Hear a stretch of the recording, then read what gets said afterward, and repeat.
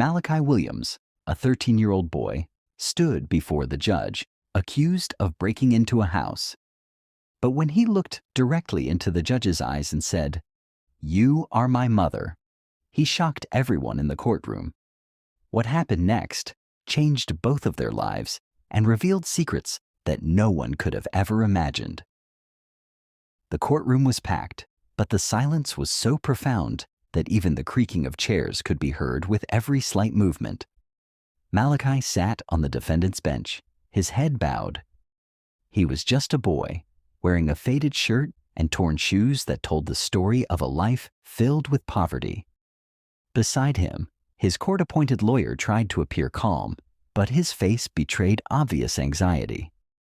Judge Margot Vaughn adjusted her glasses and struck her gavel on the desk to grab everyone's attention. Margot was a serious 53-year-old woman, known for being a fair but strict judge. However, something felt different that day. The defense attorney began speaking.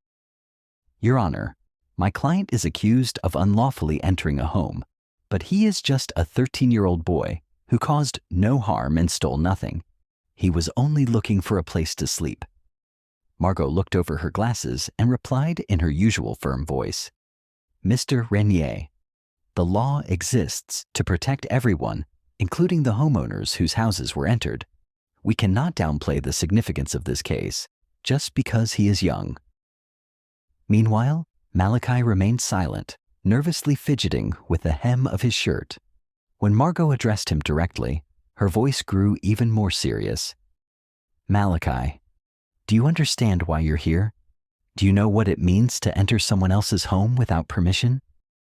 Malachi slowly raised his head, swallowed hard, and whispered, "I just wanted a place to stay. I wasn't going to take anything. I just wanted to feel safe." A murmur spread through the courtroom, but Margot raised her hand to restore order. Though her expression remained stern, something in the boy's tone weighed heavily on her heart. Margot said, "Feeling safe is not an excuse to enter someone else's home without permission. There are places like shelters or specialized institutions that can help you." But Malachi suddenly interrupted her in a trembling yet firm voice. "Those places don't help. No one helps me because no one wants me." His lawyer tried to calm him, but Malachi continued, his eyes glowing with a mix of anger and despair. "But that's not true. You're here. You're my mom." A heavy silence fell over the courtroom, and all eyes turned to the boy. Margot frowned, her face showing signs of confusion. She asked in a low voice, "What are you saying?" Malachi replied in an even softer voice, but every word was clear, echoing through the room. "You're my mom." He took a deep breath and then said with more strength, "You're my mom." The impact of these words was immediate. Whispers spread like wildfire through the courtroom. The defense attorney stood dumbfounded, unable to speak, while the court reporter suddenly stopped typing. But no one was more shocked than Margot herself. She blinked several times as if trying to process what she had just heard. Her gavel slipped from her hand and hit the desk with a loud clatter. She stared at Malachi, but her mind was elsewhere. "This is impossible," she whispered, almost unconsciously. Malachi did not back down. Instead, he took a step forward, driven by his overwhelming emotions. "I know it's you. I've known for a long time." Margot opened her mouth to say something, but no sound came out. Her heart was pounding violently, and a storm of thoughts flooded her mind. Before she could respond, one of the lawyers in the courtroom stood up to interrupt the moment. "Your Honor, this is clearly just an attempt to divert attention. He's trying to manipulate the situation." Margot raised her hand to silence the speaker. She looked at Malachi again, but her face remained a mix of shock and astonishment. When she finally spoke, her voice was barely audible. "What do you mean?" She couldn't hide the confusion in her eyes, despite her efforts to remain calm. It felt as if the ground had collapsed beneath her feet. All she could do was stare at the boy, unable to utter a word.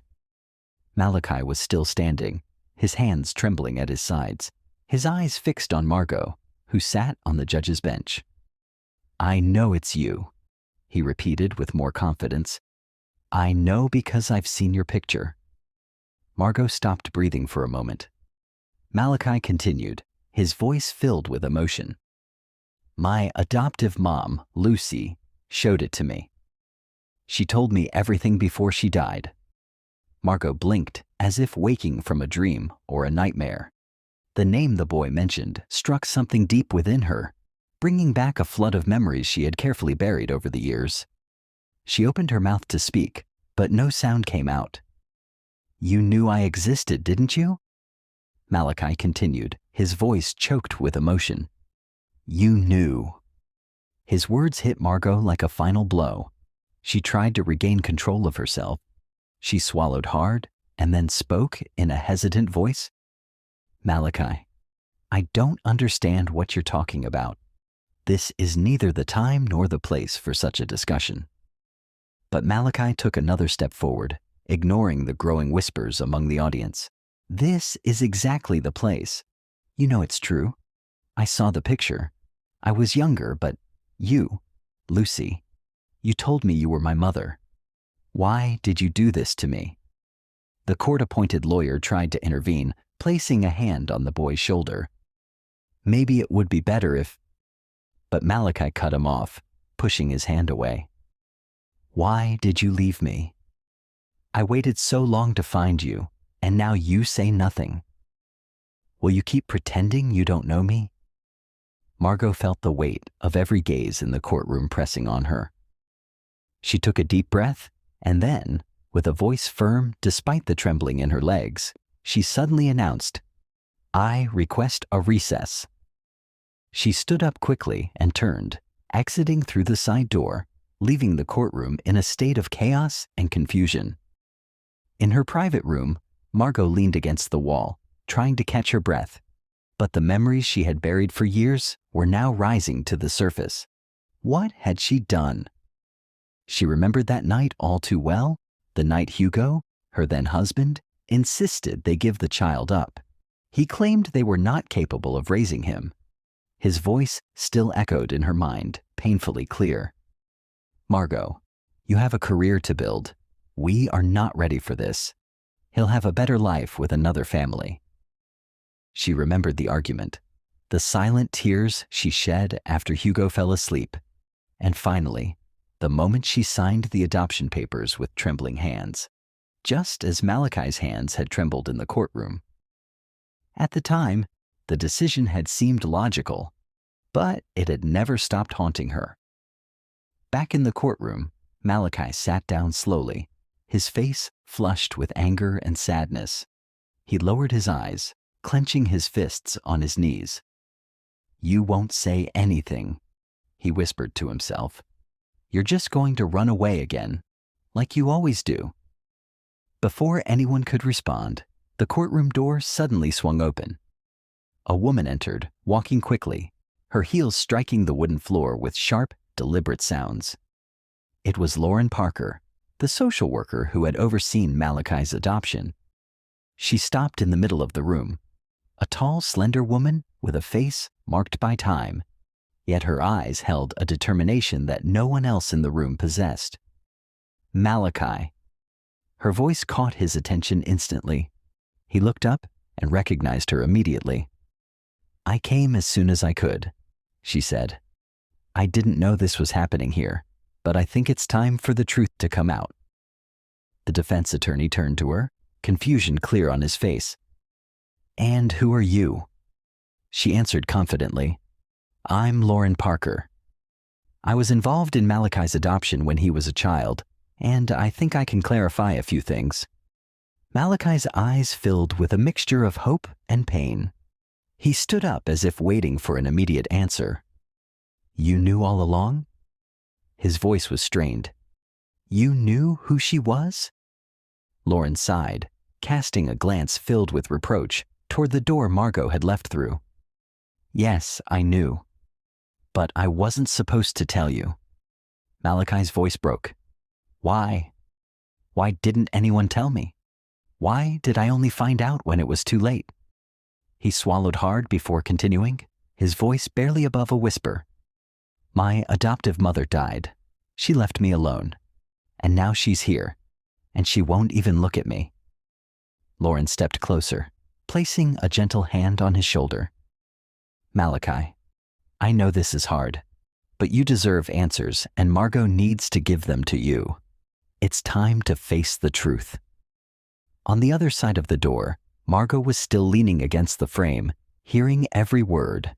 Her legs felt weaker, but she knew she could no longer hide. Memories of Hugo, of little Malachi, and of the promise that everything would be okay were all crumbling at once. She ran a trembling hand over her face, took a deep breath, and finally, she opened the door. All eyes turned toward her. She inhaled again, then looked at Malachi and Lauren. We need to talk in private. Malachi hesitated for a moment, his eyes fixed on her, as if weighing the decision. Lauren placed a light hand on his shoulder and whispered, Go, Malachi. You deserve to hear what she has to say. After a few moments of silence, he nodded slowly and followed Margot through a narrow hallway to a small room at the back of the courthouse. Margot sat down, folding her hands tightly on her knees. I know you want answers, Malachi, she said. And you're absolutely right to ask for them, but I don't know where to start. Malachi spoke, his voice trembling but clear. Why did you leave me? Why wasn't I good enough for you? Margot closed her eyes for a moment, as if his words had physically struck her. Then, finally, she looked at him and said, It wasn't that. It was never about you. It was about me.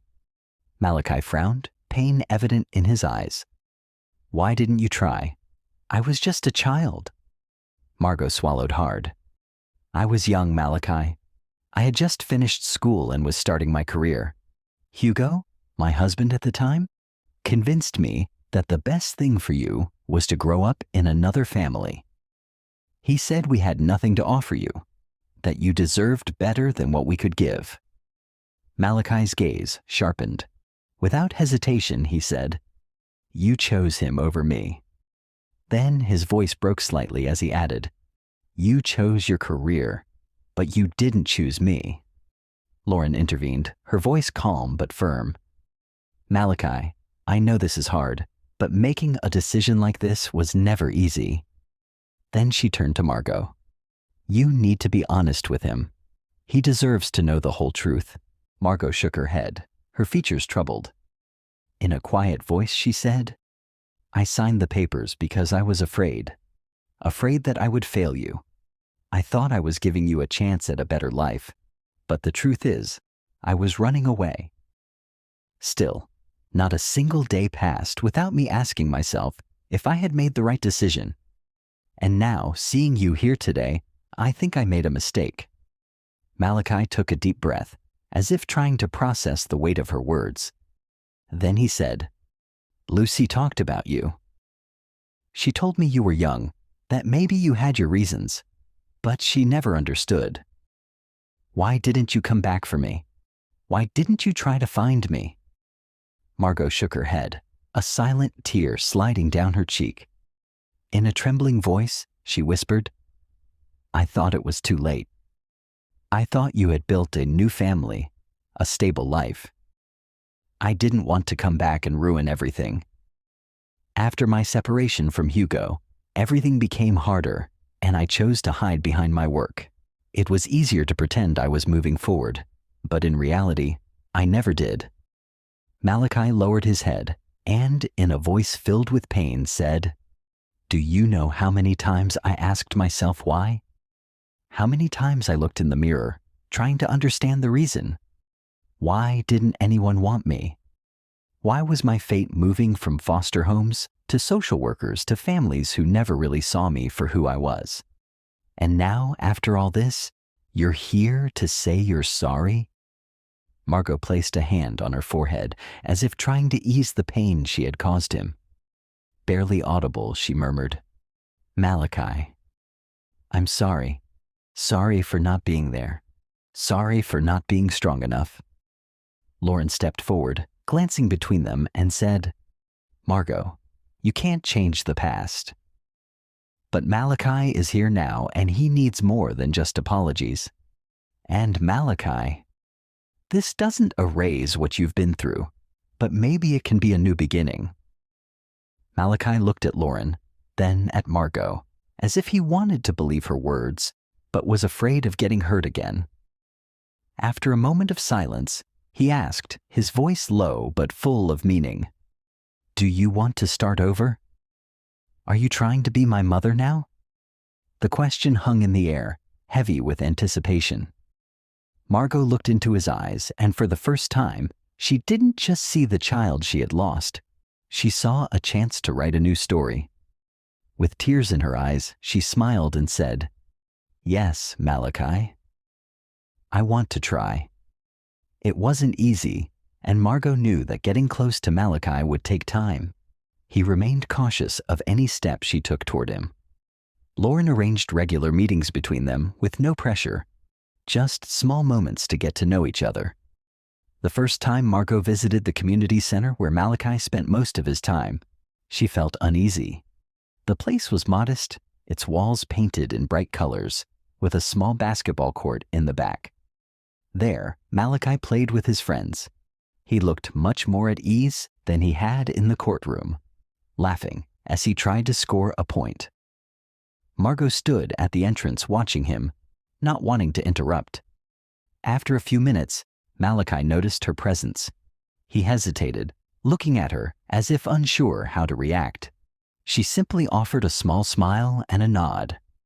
He rolled his eyes, but couldn't quite hide the faint smile that crossed his lips before he returned to his game. When the match ended, he walked over to her slowly, his face glistening with sweat.